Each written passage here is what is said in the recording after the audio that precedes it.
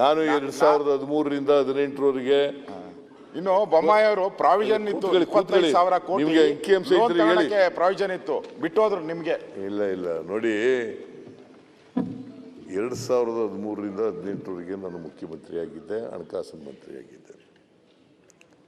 ಅದು ಒಂದು ಸುವರ್ಣ ಯುಗ.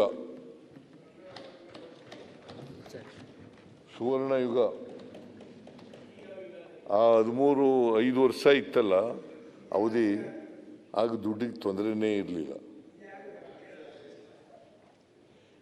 ಈಗ ಯಾಕೆ ದುಡ್ಡಿಗೆ ತೊಂದರೆ ಆಗಿದೆ ಅಂತಂದರೆ, ಒಂದು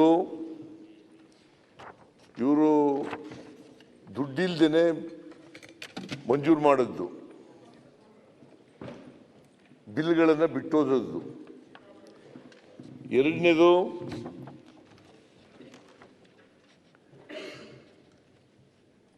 ಎರಡನೇದು, ಇವರು ಬಿಲ್ ಪೇ ಮಾಡಿಬಿಟ್ಟಿದ್ರೆ ಅಥವಾ ರೀಸನಬಲ್ ಆಗಿ ಇಟ್ಬಿಟ್ಟಿದ್ರೆ ನಮಗೆ ತೊಂದರೆ ಆಯ್ತಿರಲಿಲ್ಲ. ರೀಸನಬಲ್ ಇಡಲೇ ಇಲ್ಲ. ಬಸವರಾಜ ಬೊಮ್ಮಾಯಿ ಅವರು ಮುಖ್ಯಮಂತ್ರಿ ಆಗಿದ್ದಾಗ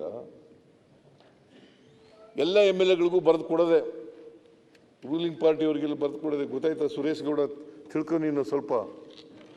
ಸರ್ ಅವ್ರದ್ದು ಮಾಡಿದ ತಪ್ಪಿಗೆ ನಮ್ಗೆ ಯಾಕೆ ಪನಿಷ್ಮೆಂಟ್ ಸರ್? ನಮ್ಮ ಪಾರ್ಟಿಯವರು ಮಾಡಿರ್ಬೋದು, ನಮ್ಗೆ ಯಾಕೆ ಪನಿಷ್ಮೆಂಟ್ ಹೇಳ್ತಿದ್ದಿಲ್ಲ? ನೆನ್ನೆ ಹೇಳ್ತಿದ್ದಿಲ್ಲ ಸರ್. ನಿಮಗೂ ಬದಾಮಿ ಎಲ್ಲರೂ ಕೊಟ್ಟಾರಲ್ಲ ನಮ್ಮವರಿಬ್ರು. ಬದಾಮಿಗೆ ನಿಮಗೂ ಸಾಕಟ್ಟು ಕೊಟ್ಟಾರ ನಮ್ಮವರಿಬ್ರು. ಕೂತ್ಕೊಳ್ರಿ, ನೀವು ಪಕ್ಷದಿಂದ ಎಕ್ಸ್ಪೆಲ್ ಆಗಿದ್ದೀರಿ, ಕೂತ್ಕೊಳ್ಳಿ. ಅಲ್ಲ ಎಕ್ಸ್ಪೈಲ್ ಆದ್ರೆ ಏನ್ ಸರ್? ಅದಕ್ಕೆ ನೀವ್ಯಾಕೆ ಬೈತೀರಾ? ಅಲ್ಲ ಅವ್ರು ಸರ್ ಅವ್ರು ಎಕ್ಸ್ಪೈಲ್ ಆಗಿ ನೀವ್ಯಾಕೆ ಹೇಳ್ತೀರಾ ಸರ್? ಅಲ್ಲ ಪಾರ್ಟಿಯಿಂದ ಎಕ್ಸ್ಪೈಲ್ ಆದ್ರೆ ಅವರು ಶಾಸಕರದಾರ. ಮಂತ್ರಿಗಳೇ, ನಿಮ್ಮನ್ನು ದೇವೇಗೌಡರು ಎಕ್ಸ್ಪೆಲ್ ಮಾಡಿದ್ರಲ್ಲ,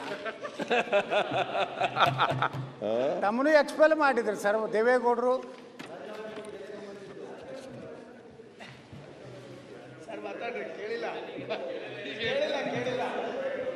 ಸನ್ಮಾನ್ಯ ಮುಖ್ಯಮಂತ್ರಿಗಳೇ, ತಮ್ಮನು ಸಹ ಅಹಿಂದ ಹೋರಾಟ ಮಾಡಿದ್ದಕ್ಕೆ ದೇವೇಗೌಡರು ಎಕ್ಸ್ಪೆಲ್ ಮಾಡಿದ್ರು. ಹೌದು. ಯಾರ್ಯಾರು ಎಕ್ಸ್ಪೆಲ್ ಮಾಡ್ತಾರೋ ಅವ್ರು ಮುಖ್ಯಮಂತ್ರಿಗಳು ಆಗ್ತಾರ.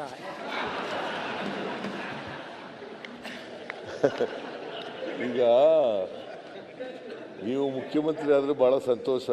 ಯಾವ ಪಾರ್ಟಿಯಿಂದ ಆಗದು? ನೀವು ಯಾವ ಪಾರ್ಟಿಯಿಂದ ಆಗದು? BJPಯಿಂದ ಎಕ್ಸ್ಪೆಲ್ ಮಾಡಿಬಿಟ್ಟಿದ್ದಾರೆ. ನೀವು ಒಂದು ಹೊಸ ಪಕ್ಷ ಮಾಡಿ ಚೀಫ್ ಮಿನಿಸ್ಟರ್ ಆಗ್ಬೇಕಾದ್ರೆ ನಾನ್ ಅಡ್ಜಸ್ಟ್ಮೆಂಟ್ ಪೊಲಿಟಿಕಲ್ ಪಾರ್ಟಿ. ಈಗ ಯತ್ನಾಳ್ ಅವರೇ ಒಂದು ಹೊಸ ಪಕ್ಷ ಮಾಡಲಿ ಪಾಪ. ಅವ್ರು ಮುಖ್ಯಮಂತ್ರಿಗಳೇ, ಸನ್ಮಾನ್ಯ ಅಧ್ಯಕ್ಷರೇ, ನಾವು ಪಕ್ಷದ ಹೆಸರು ಹೇಳಿ. ನಾವು ನಾನ್ ಅಡ್ಜಸ್ಟ್ಮೆಂಟ್ ಪೊಲಿಟಿಕಲ್ ಪಾರ್ಟಿ ಮಾಡಕತ್ತೀವಿ. ನಮ್ಮ ಪಾರ್ಟಿದಿಂದ ಏನಾರ ಈ BJPಗೆ ನುಕ್ಸಾನ ಆಗಬಾರ್ದು ಅಂತ ಅಂಜಲಕತ್ತೀವಿ. ನಿಮಗೆ ಲಾಭ ಆಗಿಗಿತ್ತು ಹೇಳಿ. ನಮಗೆ ಲಾಭ ಆಗಬೇಕಾದ್ರೆ ನೀವು ಒಂದು ಹೊಸ ಪಾರ್ಟಿ ಮಾಡಬೇಕು. ಅದಕ್ಕೆ ಹೆಂಗಾದರೂ ಇದು ಮುಖ್ಯಮಂತ್ರಿ ತಮ್ಮದು ಕೊನೆಯ ಅವಧಿ ಇದೆ, ಮುಂದಂತರೂ ನೀವು ಮುಖ್ಯಮಂತ್ರಿ ಆಗೋದಿಲ್ಲ ಅಂತ ಹೇಳಿಬಿಟ್ಟಿರಿ. ನಾನು ಮುಖ್ಯಮಂತ್ರಿ ಆಗಲ್ಲ, ಹಾಂ, ನೆಕ್ಸ್ಟ್ ಮುಖ್ಯಮಂತ್ರಿ ಆಗಲ್ಲ. ನೀವು ಆಗ್ಬೇಕಂತಿದ್ದೀರಲ್ಲ, ಅದಕ್ಕೋಸ್ಕರ ಹೊಸ ಪಾರ್ಟಿ ಮಾಡಿ. ಅದೇ ಸರ್, ಈಗ ನೀವು ಮುಖ್ಯಮಂತ್ರಿ ಆಗೋದಿಲ್ಲ ಅಂದ್ರೆ ನಿಮ್ಮ ಏನು ಓಟ್ ಅದೋ ಎಲ್ಲ ನಮ್ಮ ಕಡೆ ಬರ್ತಾವೆ, ನಾವು ಮುಖ್ಯಮಂತ್ರಿ ಆಗ್ತೀವಿ. ಯಾವ ನಮ್ಮ ಓಟ್ಗಳು ಇವ್ರ ಜೊತೆ ಹೋಗಲ್ಲ. ಯಾಕಂತಂದರೆ ಇವರು ಪರಿಶಿಷ್ಟ ಜಾತಿ ವಿರೋಧಿಗಳು, ಹಿಂದುಳಿದ ಜಾತಿಗಳ ವಿರೋಧಿಗಳು, ಅಲ್ಪಸಂಖ್ಯಾತರ ವಿರೋಧಿಗಳು. ಆದ್ರಿಂದ ಇವರು ಯಾವ ಕಾರಣಕ್ಕೂ ನಮ್ಮ ಓಟ್ಗಳೆಲ್ಲ ಇವ್ರ ಜೊತೆ ಹೋಗಲ್ಲ. ಬಡವರ ವಿರೋಧಿಗಳು. ಕೂತ್ಕೊಳ್ಳಪ್ಪ, ಅವ್ರ ಜೊತೆ ಮಾತಾಡ್ತಾರೆ. ಸನ್ಮಾನ್ಯ ಅಧ್ಯಕ್ಷರೇ, ಈಗ ನಾವು ನಿಮ್ಮ ಅತ್ಯಂತ ಪ್ರೀತಿಯ ಶಿಷ್ಯ ರಾಜಣ್ಣವ್ರು ಕೂಡ ಪಾರ್ಟಿ ಮಾಡ್ತೀವಿ. ಅದ್ರ ಜೊತೆಗೆ ನಾವು ಬರೇ ದೇಶದ್ರೋಹಿಗಳ ವಿರೋಧಿಗಳು, ನಾವು ಪರಿಶಿಷ್ಟ ಜಾತಿಯ ವಿರೋಧಿಗಳಲ್ಲ. ನಮ್ಮ ದೇಶದ ಎಲ್ಲ ಜನಾಂಗದ ಬಹಿರಂಗವಾಗಿ ಟೋಪಿ ಹಾಕಿರೋರು ಓಟ್ ಬೇಡ ಅಂತ ಹೇಳೋರು ಯಾರು? ಓಟ್ ಬೇಡ ಅಂತ ಹೇಳೋದು ನಾನೇ ಬಿಡ್ರಿ. ಅದ್ರಾಗೆ ಇವರು ದೇಶದಲ್ಲಿ ಅವರು ಓಟ್ ಬೇಡ ಅಂತ ಹೇಳ್ದವ ನಾನೇ. ಏನು ಅದಕ್ಕೇನು ಭಯ ಇಲ್ಲ, ಅಂಜಿಕಿಲ್ಲ, ಏನು ಯಾರ್ದು ಬಿಡೇ ಇಲ್ಲ. ಆಯ್ತು ಸರ್, ಸಬ್ಜೆಕ್ಟ್. ಅದಕ್ಕೆ ನೀವು ಯಾವ ಕಾರಣಕ್ಕೂ ಮುಖ್ಯಮಂತ್ರಿ ಆಗಲ್ಲ, ಅಧಿಕಾರಕ್ಕೆ ಬರೋದೂ ಇಲ್ಲ. ನೆಕ್ಸ್ಟ್ ಎಲೆಕ್ಷನ್ನಲ್ಲಿ ನೀವು ಪೂರ್ಣವಾಗಿ ಸೋಲ್ತೀರಿ. ನಾವು ನೀವು ಸೋಲ್ತಿರೋ ನಾವು ಸೋಲ್ತೀವೋ, ನಾವು 130 ಬಂದು ನಿಮ್ಮ ಜಾಗದಾಗ ನಾವೇ ಬಂದ್ಕೊಂಡಿರ್ತೀವಿ. ಬಹಳ ಸಂತೋಷ, ಬಹಳ ಸಂತೋಷ. ನೀವು ಯಾರು? 2028ರಲ್ಲಿ ಯಾವ ಪಾರ್ಟಿಯವ್ರು ಹೇಳಿ? 2028ರಲ್ಲಿ ನಮ್ಮ ಪಕ್ಷನೇ, ಕಾಂಗ್ರೆಸ್ ಪಕ್ಷನೇ ಮತ್ತೆ ಅಧಿಕಾರಕ್ಕೆ ಬರುತ್ತದೆ. 100ಕ್ಕೆ 100 ಸತ್ಯ. ನೀವು ಯಾವ ಕಾರಣಕ್ಕೂ ಬಿಜೆಪಿ ಆಗಲಿ JDS ಆಗಲಿ, ಯತ್ನಾಳ್ ಇಂಡಿಪೆಂಡೆಂಟ್ ಆಗಿದ್ದಾರೆ ಈಗ, expelled member of the BJP, erstwhile BJP, ಅವರು ಯಾವ ಕಾರಣಕ್ಕೂ ಅಧಿಕಾರಕ್ಕೆ ಬರಕ್ಕೆ ಸಾಧ್ಯ ಇಲ್ಲ. ನೀವೇನಾದ್ರು ಒಂದು ಹೊಸ ಪಾರ್ಟಿ ಮಾಡಿದ್ರೆ ಸಾಧ್ಯತೆ ಇದ್ರೂ ಇರ್ಬೋದು. ಮಾನ್ಯ ಅಧ್ಯಕ್ಷರೇ, ಈಗ ಕೋರಂ ಕಡಿಮೆ ಆದಾಗ JDS ಕೇಳಲ್ವಾ? ಕೇಳಿ ಸರ್.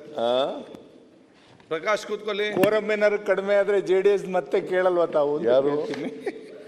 ಇಲ್ಲ, ನಾವು ಮತ್ತೆ ನೀವು ಬಿಜೆಪಿ ಸರ್, ನಾವು ಓದ್ ತಗೊಂಡಾಗ ಶಾಸಕರಾಗಿ ಓದ್ ತಗೊಂಡಾಗ ಸರ್, ಶಾಸಕರಾಗಿ ಮೇಲೆ ನೀವೊಂಥರ ಅಸ್ಪೃಶ್ಯ ತರ ಆಗ್ಬಿಟ್ಟಿದ್ದೀರಿ. ಸಿದ್ಧಾಂತ ನಮ್ಮ ಹತ್ರ ಇದೆ, ಹೊಂದಾಣಿಕೆ ಇದೆ. ಯಾವ ನಮ್ ಸಿದ್ಧಾಂತ JDS ನಮ್ದು ಇದ್ದೇ ಇದೆ. ನಾನು ಪಕ್ಷ ಜನತಾ JDS ಪಕ್ಷ ಕಟ್ಟಿದವನು, ನಾನು ಚೇರ್ಮನ್ ಆದವನು, ನಾನೇ ಇಲ್ಲಿ ನೀವು ಆ ಪಕ್ಷ ಎಕ್ಸ್ಪೆಲ್ ಮಾಡಿದ್ರು ಅಂತ ಬಂದ್ಬಿಟ್ಟು ಇಲ್ಲಿ ಕಾಂಗ್ರೆಸ್ ಸೇರ್ಕೊಂಡಿದ್ದೀನಿ. ನೀವು ನೋಡಿ, ಯಾಕೆ ನಿಮ್ಗೆ ಹೇಳ್ತಾ ಇದ್ದೀನಿ ಅಂತಂದರೆ, ನಾನು ಅಧ್ಯಕ್ಷನಾಗಿರುವಾಗ 59 ಸ್ಥಾನ ಗೆಲ್ತು JDS. ಅದಾದಮೇಲೆ ಈಗ ಎಷ್ಟಿದ್ದೀರಿ? 18ಗೆ ಬಂದಿದ್ದೀರಿ. ಮುಂದಿನ ಸಾರಿ 2-3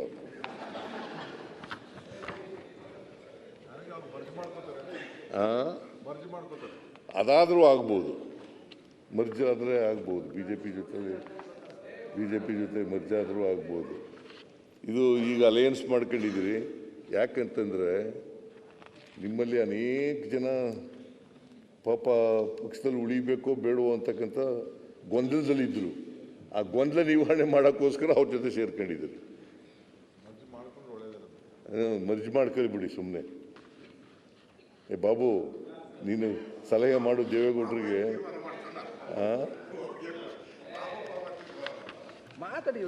ಲೀಡರ್ ಒಂದ್ ನಿಮಿಷ. ಲೀಡರ್ ಅಲ್ಲ. ಈ ರಾಜ್ಯದಲ್ಲಿ ಲೋಕಸಭಾ ಚುನಾವಣೆಯಲ್ಲಿ 143 ಕ್ಷೇತ್ರದಲ್ಲಿ NDA ಅಭ್ಯರ್ಥಿಗಳಿಗೆ ಮೆಜಾರಿಟಿ ಬಂದಿದೆ. ಈ ರಾಜ್ಯದಲ್ಲಿ 136 ಸೀಟು ಕಾಂಗ್ರೆಸ್ ಪಕ್ಷ ಬಂದಿರೋದು ಒಪ್ಕೊಳ್ಳೋಣ. ಆಯ್ತು, JDS ಬಗ್ಗೆ ಈಗ ಮಾನ್ಯ ಮುಖ್ಯಮಂತ್ರಿಗಳು ನೋಡಿ, JDS ಪಕ್ಷದಲ್ಲಿ ಬೆಳೆದಂತವ್ರು. ಹೌದು. ಈಗ ರಾಷ್ಟ್ರದ ರವಿಕುಮಾರ್ ಅವರೇ, ಬೇರೆ ರಾಜ್ಯಗಳಲ್ಲಿ ಹೋಗಿ ರವಿಕುಮಾರ್ ಪಕ್ಷ ಕಟ್ಟಿದ್ರೆ ಎಲ್ಲ ರಾಜ್ಯಕ್ಕೆ ವಿಶ್ಲೇಷಣೆ ಕಡೆಗಣಿಸಿದ ಮಾತುಗಳು ಮಾತಾಡ್ತಾರೆ. ಆಯ್ತು.